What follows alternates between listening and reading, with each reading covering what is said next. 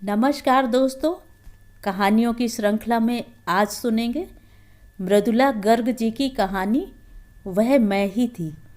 लेकिन उससे पहले मेरा आपसे विनम्र अनुरोध है कि अगर मेरे द्वारा सुनाई हुई कहानियाँ आपको अच्छी लगती हैं तो मेरे चैनल को सब्सक्राइब ज़रूर करें, लाइक करें और अपने दोस्तों और परिचितों में शेयर भी करें।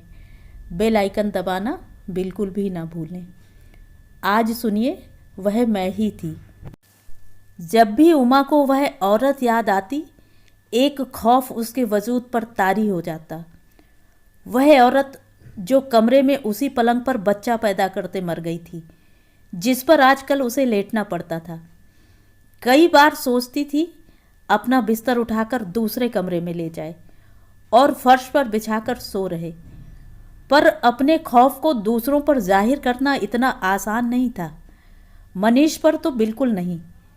उससे कहा तो वह अबूझ आंखों से उसे देखता रहेगा और अपनी बात समझा ना पाने का डर उसकी दहशत को और गाढ़ा कर देगा।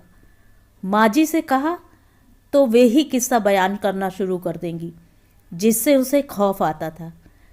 जब वह इस घर में आई तुम्हारी तरह गर्भवती थी। यहाँ कारखाने की नई शाखा शुरू हुई तो उसके पति का तबादला अचानक बड़े शहर से इस कस्बे में हो गया। आखिरी महीना बहुत बुरा बीता उसका। रात को बिस्तर पर लेटती तो घंटे आधे घंटे में उठ बैठती, छाती मसलकर कहती सांस नहीं आ रही। बार बार यही कहती, सांस नहीं आती। लोग सुनते और कहते सब्र करो, आदत पड़ जाएगी। यह जो कारखाने में सीमेंट उड़ता है वही हवा को भारी बना देता है। किसी को नहीं आती शुरू शुरू में, फिर आदत पड़ जाती है। सबको पड़ गई तो उसे क्यों नहीं पड़ेगी। वह पूरी पूरी रात बैठकर गुजार देती, कोशिश करती ज़्यादा चले फिरे नहीं। पति को नींद पूरी करनी थी ना। कारखाने में नया नया तबादला, काम का बोझ इतना कि बिस्तर पर लेटते ही नाक बजाने लगता। फिर भी दिन में जब तक वह उससे कह उठती, वह जानती है वह बच्चे को जन्म देने में बचेगी नहीं। शुरू शुरू में पति सुनता और सुस्त हो जाता। कैसे बुरे वक्त इस कस्बे में पटका गया। ना अस्पताल ना डॉक्टर, पर करता क्या बेचारा। ना खुद की माँ जिंदा ना पत्नी की। छोड़ता भी तो कहाँ छोड़ता उसे। उसके सामने वह यही दिखलाता कि घबराने की कोई बात नहीं थी। उसकी बात हंसी में टालते टालते आदत पड़ गई और धीरे धीरे उसने ध्यान देना बंद कर दिया। रोज रोज एक ही बात, कोई कब तक सुने। उमा सुनती और सोचती, पर यह तो मेरी कहानी है, बिल्कुल मेरी कहानी। पर कहती नहीं। कैसे कहती। मनीष की माँ जिंदा थी और उसकी खुद की भी।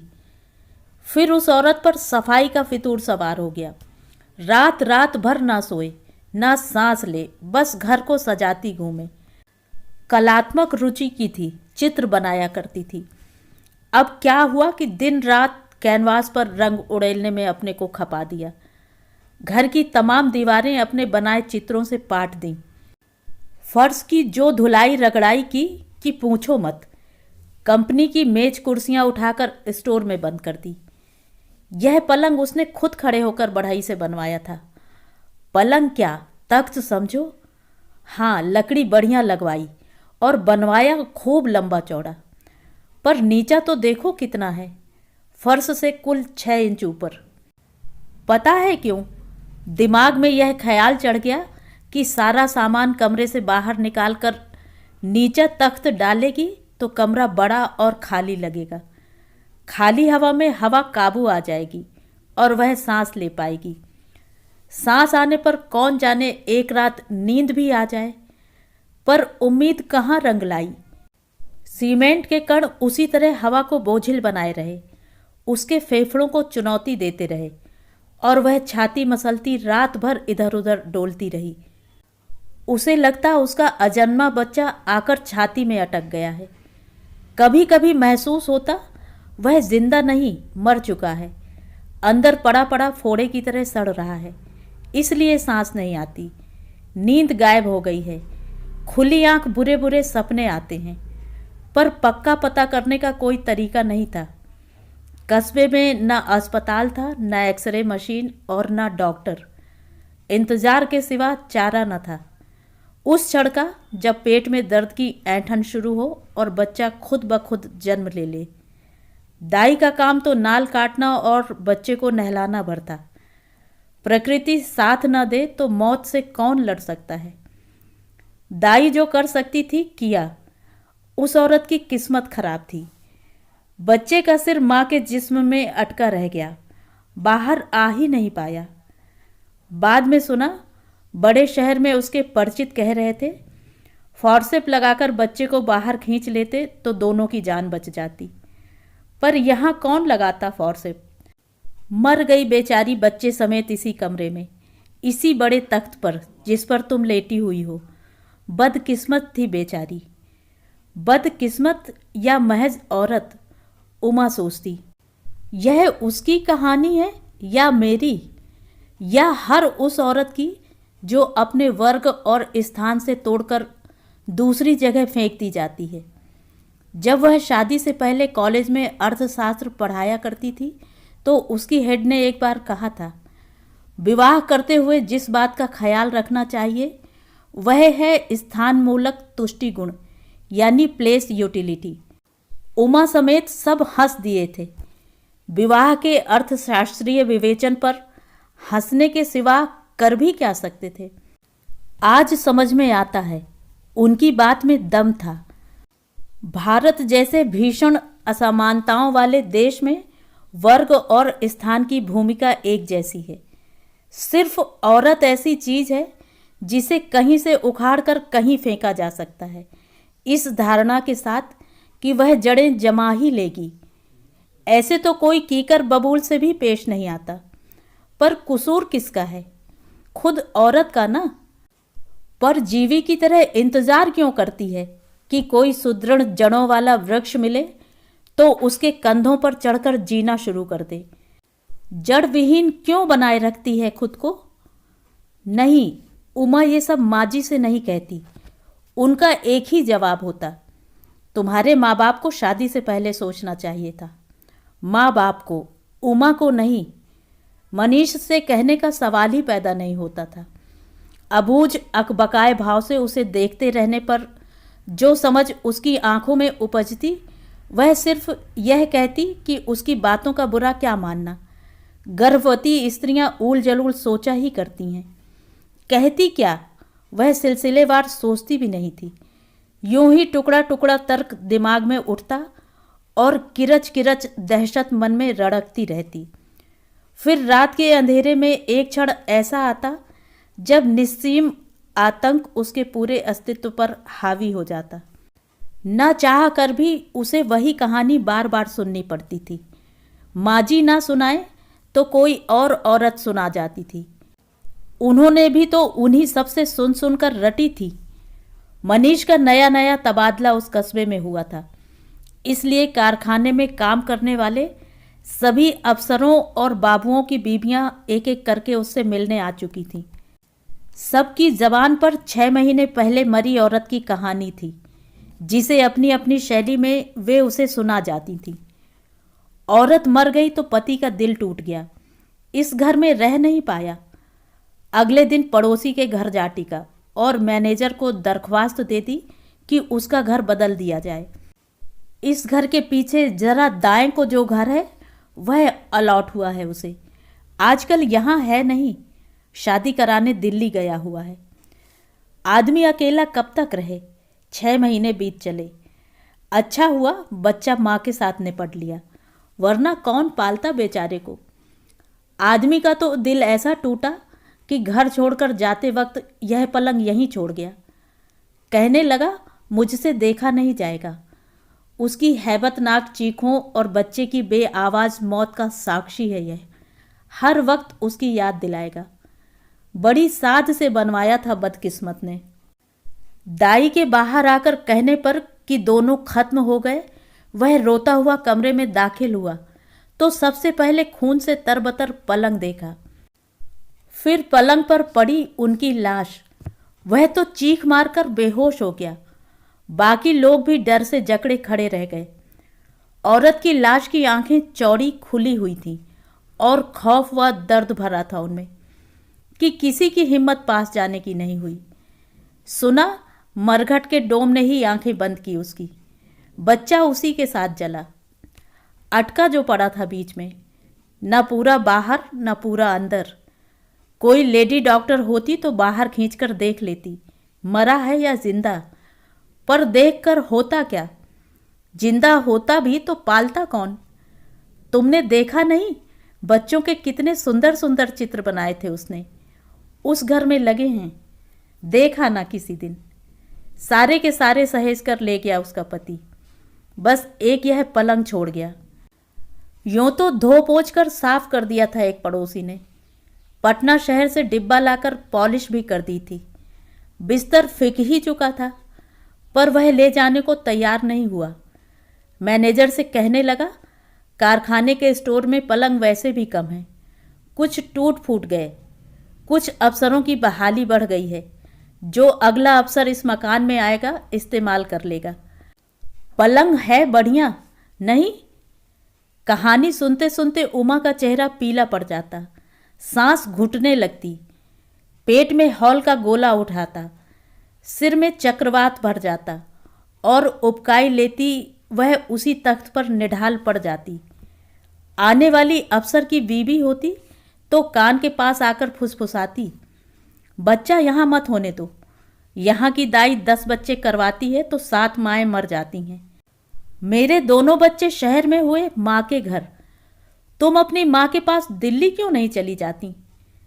क्लर्क की बीबी होती तो त्रस्त आंखों से कहती, आपने यह घर कैसे ले लिया? 6 महीने से खाली पड़ा था, कोई यहाँ आने को तैयार नहीं था। उस औरत का भूत, आप तो गर्भवती भी हैं, बच्चा जनने अपनी माँ के पास क्यों नहीं चली जाती? आपकी सास नहीं मानेंगी क्या? कोई कोई औरत माँ जी से भी कह देती। तब वे लंबी आह भरकर कहती, इसके माँ बाप, उन्हें अपने सैर सपाटे से फुर्सत मिले तब ना। वह बात नहीं है, उसके माँ बाप और छोटी बहनें संवेदनहीन नहीं हैं, वह तो उनकी महानगरीय दृष्टि है जो उन्हें बिहार के इस धुर कस्बे की वास्तविकता देखने नहीं देती। वे जानते ही नहीं कि उनके देश में ऐसे गांव कस्बे भी हैं जहां डॉक्टर नहीं हैं, चिकित्सा सुविधाएं नहीं हैं, जहां हर बीमारी का इलाज एस्प्रिन की गोली या तुलसी का काढ़ा है।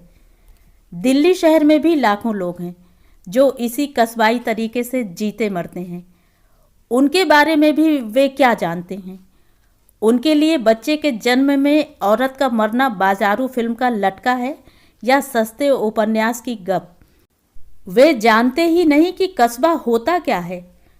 उनके लिए छोटे से छोटा शहर है जयपुर या कानपुर, जहां अस्पताल कम ज़्यादा आधुनिक होते हैं, डॉक्टर कम ज़्यादा काबिल पर होते ज़रूर हैं। घर के बिस्तर पर दाई की मदद से एक भगोना उबले पानी के भरोसे बच्चे नानी दादी ने पैदा किए थे, जिन्हें उनकी आधुनिक बहनें मनुष्य का दर्जा देने को भी तैयार नहीं थीं।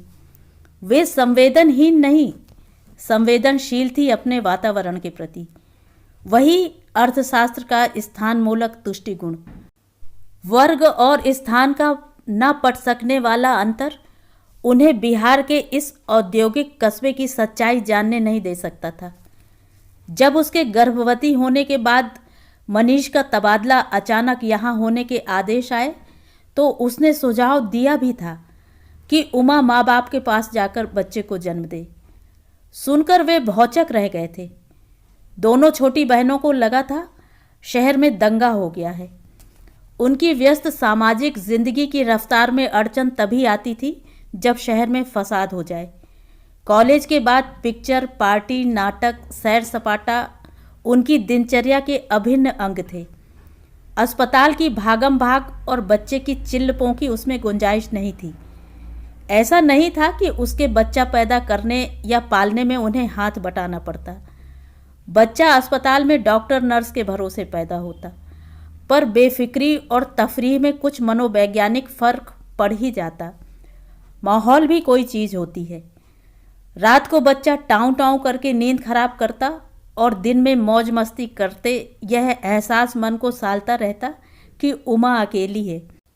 पेट बढ़ी औरत को साथ लेकर बाहर जाना बहनों को सोफिस्टिकेटेड प्रकृति को रास नहीं आता और उसका अकेले घर पर पड़े रहना न्यायपूर्ण नहीं लगता।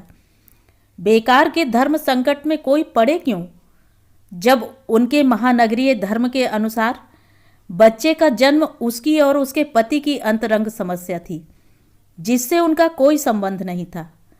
माँ बाप की सहानुभूति भी अपने माहौल के प्रति थी। उमा उन्हें क्या दोष देती? शादी से पहले वही कहाँ जानती थी कि हिंदुस्तान में ऐसे गांव कस्बे भी हैं जहां डॉक्टर, अस्पताल, चिकित्सा यंत्र, ऑक्सीजन तो दूर, मामूली दवाइयां और इंजेक्शन भी नहीं होते। होता है एक प्राथमिक चिकित्सा केंद्र, कंपाउंडर, दाई, एस्प्रिन की गोली और उबला गर्म पानी। जानती तो अनजान अंधे की तरह गर्भधर इस कस्बे में न चली आती, पर जाती कहाँ? शुरू शुरू में उसने मिलने आने वाली औरतों से पूछा भी था, यह कैसी जगह है कि यहाँ कारखाना है, घर है, फर्नीचर है, पर अस्पताल या डॉक्टर नहीं है? जवाब मिला था, है क्यों नहीं, आम बीमारियों के लिए प्राथमिक दवा खाना है, एक प्राइवेट जनरल फिजिशियन भी है। गंभीर बीमारी हो तो कंपनी अपने मातहतों को इलाज के लिए पटना भेज देती है।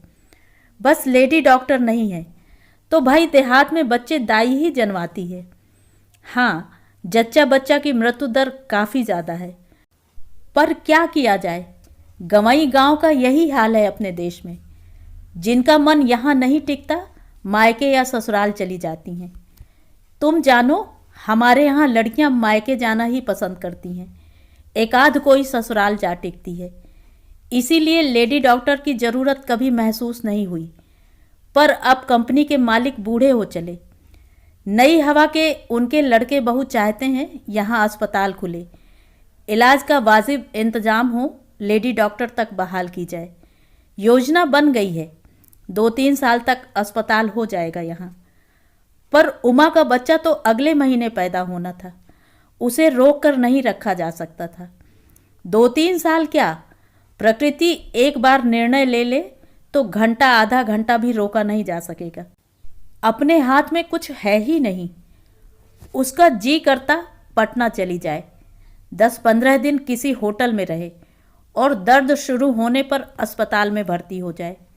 वहाँ वह अकेली हो सकेगी, वह औरत नहीं जाएगी उसके साथ। पर कैसे? पैसा कहाँ था उसके पास? जो कमाया साथ साथ खर्च करती रही। तब आर्थिक स्वतंत्रता विलास की वस्तु थी। जो बचाया अपनी शादी में लगा दिया, थोड़ा बहुत फिर भी जो बचा रहा शादी के बाद मौज मजे में होम कर दिया। अब वह पूरी तरह मनीष पर निर्भर थी। मनीष के पास इतना पैसा नहीं था कि उसे हफ्ते 2 हफ्ते सस्ते से सस्ते होटल में भी ठहरवा सके। फिर ज़रूरत क्या थी? बच्चा किसके नहीं होता? गांव कस्बों में शहरों से ज़्यादा होते हैं। सब की सब औरतें बच्चा जनने में मर जाती तो देहात में बढ़ती आबादी यूँ अजाब न बनी होती। रहने दो, मैं जच्चा बच्चा की मृत्यु दर नहीं जानना चाहती। मैंने तुम्हारी तरह अर्थशास्त्र नहीं पढ़ा। आंकड़ों पर मेरी आस्था नहीं है, अपनी आंखों पर है। कोई एक औरत बच्चा जनते इस घर में मर गई तो इसका मतलब यह नहीं कि सब मरेंगी।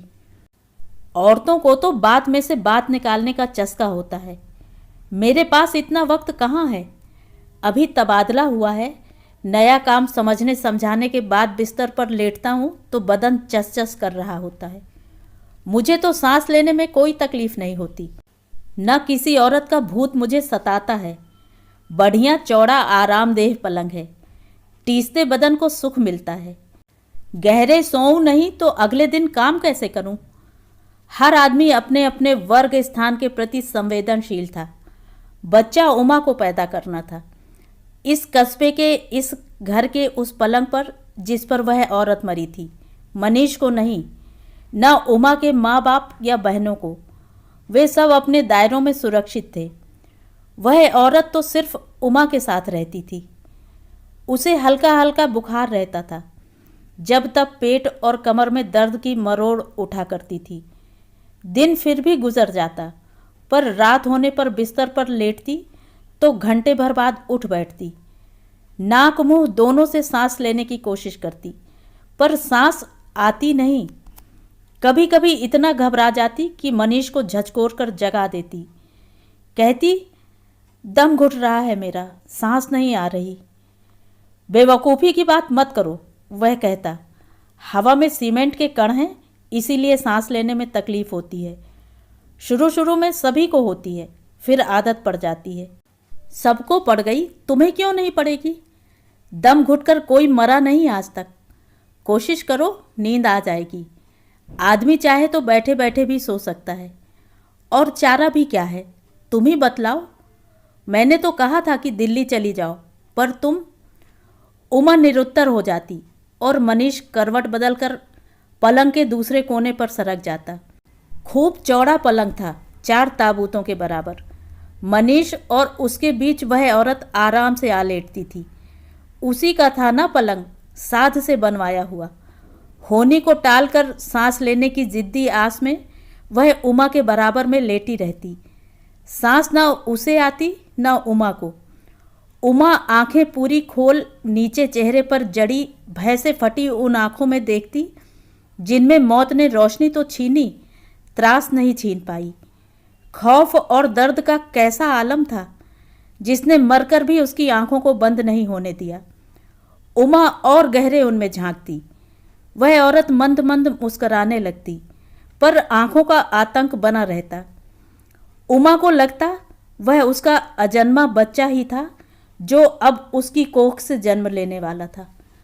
उसके घर में, उसी पलंग पर। उसका मन पसीज उठता। वह उसे भरोसा देने लगती कि इस बार उसका बच्चा जिंदा जन्म लेगा। वह उसे सहेज कर रखेगी उसकी अमानत की तरह। औरत मुस्कुराना बंद कर देती। उसकी पुतलियां और फैलती, त्रास और गहराता, और उसके साथ उमा को भी वह हैबतनाक मंजर दिख जाता जिसने कभी ना खत्म होने वाला खौफ उसकी रूह में भर दिया था। हॉल का बवंडर उठता और उसके पूरे वजूद पर तारी हो जाता। पता नहीं कितनी रातें उसने उस औरत के साथ एक बिस्तर पर गुजारी। फिर सहना नामुमकिन हो गया। वह उसे मनीष के पास छोड़ भटकी रूह की तरह घर में डोलने लगी। मनीष उस औरत की बगल में आराम से सोया रहता। उमा इस कमरे से उस कमरे में भागती, वक्त काटने के लिए कोने कोने की सफाई करने लगती। एक वक्त आया कि सफाई सजावट का फितूर उसके सिर पर सवार हो गया। छोटे कस्बे में और जो ना हो, प्राकृतिक संपदा काफ़ी थी। उसने सारा दिन आसपास के मैदानों जंगलों में गुजारना शुरू कर दिया। तरह तरह की आकर्षक आकार वाली डालियाँ, फलियाँ, लतरें, बांस, जड़ें और जंगली फूल पत्तियाँ ढूंढ ढूंढ कर जमा करती और घर ले आती। फिर उनमें से कुछ फूलदानों में सजाती, कुछ के कोलाज बना डालती। फर्श और दीवारों पर सीमेंट की परत बार बार साफ करती। उन्हें झाड़ती, पोंछती, चमकाती और अपनी बनाई कलाकृतियाँ उन पर सजा देती। फर्श पर छोटी मचियों पर रखे फूलदान, दीवार पर रंग बिरंगे जीवन की हंसी खुशी को मूर्त करते कोलाज। अपने सबसे प्रिय कोलाज से उसने शयन कक्ष की दीवार ढक दी।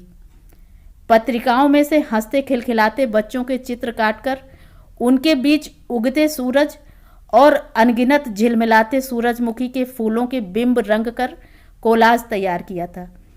उसकी कोशिश थी कि घर को इतनी सुंदरता और जीवंत हंसी से भर दे कि मौत अपना देखा हुआ रास्ता भूल जाए।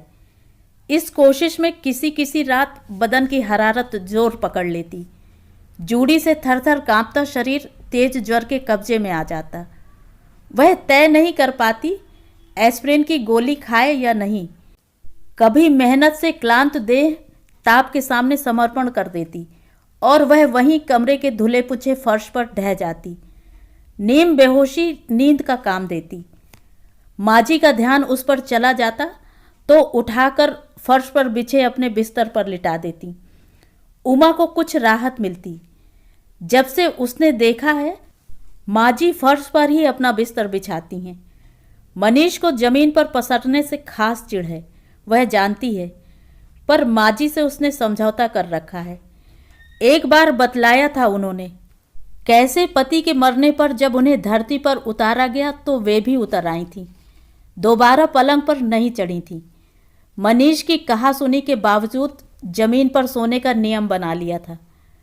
उमा को वहां लिटाकर वे उसके सिर में तेल की मालिश करते हुए उसे ढाढ़स बंधाती। ऐसे घबराया नहीं करते, भगवान पर भरोसा रखो। मैंने 10 बच्चों को जन्म दिया, जिंदा रहे कुल 4, 3 लड़कियां और यह एक लड़का मनीष। भगवान की मर्जी, हिम्मत रखो, भगवान जो करेगा अच्छा ही करेगा। उमा की हिम्मत जवाब दे जाती। वह यह पूछने लायक भी नहीं रहती कि 10 बच्चों में से कुल 4 को जीवित रखकर भगवान ने अच्छा क्या किया। वह औरत आकर उसके पैताने खड़ी हो जाती और अपनी दहशत भरी आंखों से उसे ताकती रहती। वह कांप कांप जाती। माजी और मनीष उसे आम बीमारियों का इलाज करने वाले प्राइवेट फिजिशियन को दिखलाने के बारे में इस उससे सलाह करते। गर्भावस्था में दिखलाना ठीक रहेगा या नहीं, निर्णय लिए जाने से पहले बुखार उतर जाता और इंतजार का पुराना सिलसिला शुरू हो जाता उस दिन का जब समय पूरा होने पर प्रकृति उसे उस गुरुभार से मुक्त कर देगी। 1 महीने तक उसने इसी तरह घर को सजाया संवारा, सुंदर स्वास्थ्यकर बनाया। फिर बरसात के मौसम में शुरुआती हफ्ते में रात के तीसरे पहर जब वह घर के अंदर घुस आए चींटियों मकोड़ों को बुहार कर बाहर फेंकने की नाकाम कोशिश कर रही थी, उसको लगा उसके भीतर कुछ फट गया। ढेर सारा पानी टांगों के बीच से निकलकर फर्श पर बहने लगा। कोई जोर से चीख पड़ा, शायद वह औरत थी। माजी दौड़ी आई और गुहार मचाने लगी कि बरसाती रात के उसी अंधियारे पहर में मनीष भागकर जाए और दाई को बुला लाए। उमा को ले जाकर पलंग पर लिटाने लगी तो उसने कहर बर्पा कर दिया, दूसरा पलंग लाओ, कहीं से भी लाओ, दूसरा लाओ, यह नहीं, इस पर नहीं। वह साफ देख रही थी उस पलंग पर वह औरत लेटी हुई थी। पागल हुई हो, मनीष ने कहा, इस वक्त दूसरा पलंग कहाँ से आएगा। माजी इस कदर घबरा गई कि जिंदगी में पहली बार इकलौते बेटे को गाली दे डाली। ना मुराद, बच्चा जनती औरत की बात सुना करते हैं, कहीं से भी एक खाट लेकर आ, मांग कर चुरा कर कैसे भी ला। क्या उन्होंने भी उस औरत को देख लिया था। मनीष को याद आया, घर के सामने जो आम का बगीचा था उसके बाहर एक तख्त पड़ा रहता था। चौकीदार और उसके साथी उस पर बैठकर खैनी फांकते और ताश पीटा करते थे। इस बरसात में वह खाली होगा। वह जाकर वही उठा लाया। तख्त बारिश के पानी से भीगा हुआ था। आम से झड़ा बौर सड़कर उस पर चिपक गया था। उमा उस पर लेटी तो एक बार लिसलिसाहट जरूर महसूस की, फिर बदन से बेतरह झर रहे पसीने से उसे एकाकार कर लिया। बच रही दर्द की उठती गिरती लहरें और हर ज्वार के बाद शरीर पर रेंगने काटने का एहसास। जब तक दर्द की लहर उतरकर दोबारा चढ़ने में 15 मिनट का वक्त देती रही, देह पर कीड़े रेंगने का एहसास तीव्रता से महसूस होता रहा। उसे लगा वह औरत दूसरे कमरे में खिसकाए गए पलंग से उठकर उसके बराबर में आ लेटी है। यह उसकी ठंडी नीली उंगलियों का स्पर्श था जो सहलाने गुदगुदाने की बजाय बदन पर रेंग रेंग कर डंक मार रहा था। डर कर वह चीख उठी। दर्द ने चीख को समेट लिया और उस लिजलिजे चुटते एहसास से छुटकारा दिलाने के लिए 5-5 मिनट पर उठने लगा, पर छुटकारा मिला नहीं। ज्यों-ज्यों दर्द बढ़ा वह एहसास भी बढ़ता गया। जब तक दाई वहां पहुंची, दर्द से निजात का वक्त बेमानी रह गया था। फिर भी उमा ने उसके दोनों हाथ पकड़कर कहा, मेरे बदन पर कुछ रेंग रहा है, काटे जा रहा है। दाई हंस पड़ी, बोली, यह बोसीदा तख्त कहाँ से उठा लाए, चींटियां ही चींटियां भरी पड़ी हैं सड़ी लकड़ी में। वह बढ़िया पलंग कहाँ गया जिस पर मैंने पहली वाली की जचकी करवाई थी। नहीं, वह नहीं, उमा चीख पड़ी, उस पर मैं उसका बच्चा जिंदा नहीं जन पाऊंगी। दाई ने कंधे झटक दिए और अपने काम से लगी। उसके दोनों हाथ अपने बलिष्ठ हाथों में जकड़कर बच्चा जनने की सामर्थ्य से बाहर का जोर लगाने के लिए उसे उकसाने लगी। दर्द पूरे उठान पर था। उमा उस औरत से मिन्नत कर रही थी कि वह उसके बराबर से उठ जाए, जिससे वह उस सकरे तख्त पर पूरा फैल कर लेट सके और उसके बच्चे को जिंदा जन्म दे सके। होठों ही होठों में वह कहे जा रही थी, इस बार तुम्हारा बच्चा जरूर जिंदा रहेगा, तुम देख लेना, जरूर रहेगा। इस ख्वाब को अपनी आंखों से निकाल दो। मेरे बोसीदे पलंग से उठ जाओ, मुझे अकेला छोड़ दो। मैं वादा करती हूं, कितनी भी ताकत लगे, मैं तुम्हारे बच्चे को जिंदा जन्म दूंगी।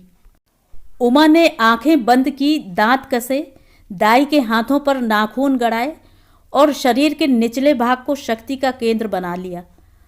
पल भर के लिए उस औरत ने भी अपनी आंखें बंद कर ली। उतनी विमुक्ति काफी थी। खौफ से आजाद होते ही उसकी देह में एक नई इच्छा शक्ति ने जन्म लिया। शरीर की ताकत से परे की चीज थी वह इच्छा शक्ति, जिसके बल पर बदन से निकला खून का फव्वारा शिशु को भी बाहर खींच लाया। लड़की है, दाई ने कहा। गर्व से उमा का चेहरा दीप्तिमान हो गया। डर, दर्द, बदन पर रेंगती चींटियां सब भूलकर वह बुदबुदा उठी। मैं जीत गई। अपनी बच्ची को रोते सुना मैंने। उसने आंखें खोली और बच्ची के बजाय औरत को देखा। उसकी आंखें भी खुली थीं और उनका खौफ बरकरार था। उमा ने अपनी गलती महसूस की। हार जीत का सवाल कहाँ था? यह जन्म उन दोनों का साझा था। मेरी नहीं, तुम्हारी बच्ची, उसने प्रार्थना के स्वर में कहा। एक बार देखो तो उसे, कितनी स्वस्थ है। सुनो उसका जीवन क्रंदन और भय को अपनी आंखों से मिटा दो। प्यार करो उसे और विदा लो। खौफजदा चेहरे और फटी आंखों के साथ वह औरत हंस दी। अगर फव्वारे की तरह उमा का खून बाहर न बह रहा होता तो उस हैबतनाक हंसी को देख जम जाता। कपकपी तो छूट ही गई, फिर थर थर थर थर उसका बदन थरथराता ही चला गया। मेरा काम खत्म हुआ, मुझे इनाम दो, मैं जाऊं, दाई ने कहा। अब किसी डॉक्टर को बुलाओ। खून गिरना बंद नहीं हो रहा, ताप चढ़ रहा है। यह काम मेरा नहीं, डॉक्टर का है। माँ जी फिर गुहार मचा उठी। लेडी डॉक्टर को मार गोली। जा मनीष, किसी मर्द डॉक्टर को ही बुला ला, कुछ तो करेगा, ऐसे मर जाएगी बहू। एक बार फिर बरसाती रात के अंधेरे और पानी को कोसता मनीष घर से बाहर निकला। कुछ नहीं बदला, उस औरत ने कहा। इच्छा शक्ति मुझ में तुमसे कम नहीं थी। फर्क सिर्फ इतना था कि मेरा बच्चा पहले मरा, मैं बाद में, और तुम पहले मरोगी, तुम्हारा बच्चा बाद में। ऐसा मत कहो। थरथराते बदन, किटकिटाते दांत और बहते खून को नज़रअंदाज करके उमा ने कहा, यह तुम्हारी ही बच्ची है, जिसने मेरी कोख से जन्म लिया है। यह जिंदा रहेगी, ज़रूर रहेगी। तुम देखो तो सही एक बार। मनीष जवान नौसिखिया डॉक्टर को लिए कमरे में दाखिल हुआ।